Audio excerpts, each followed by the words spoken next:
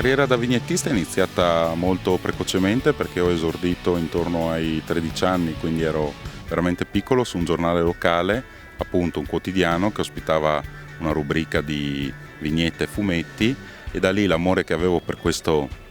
genere artistico è diventato un lavoro, e negli anni, insomma, con un po' di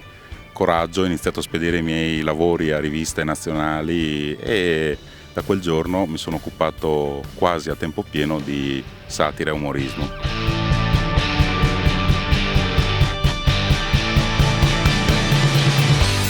Fare satira è un mestiere anche a volte complicato, perché bisogna essere originali e allo stesso tempo riuscire a trasmettere quello che tu pensi di determinate situazioni. Alle volte ci sono delle idee che arrivano così nei momenti più disparati, altre invece richiedono un lavoro più approfondito, perché fare satira è come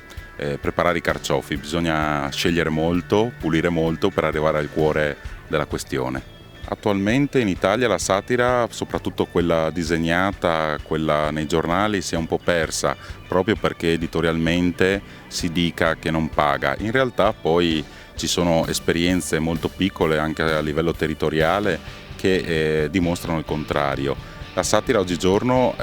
viene vista molto nei social, internet è sicuramente stato un veicolo per questo genere artistico, e quindi video, cartoni animati, parodie, c'è molto materiale. Quello che a mio avviso manca è un contenitore in Italia che possa offrire questo materiale, ma insomma negli ultimi anni ci si sta ragionando, speriamo insomma di avere presto una dimensione che possa ospitare vignette, video, qualsiasi cosa che ci faccia ridere ma anche riflettere.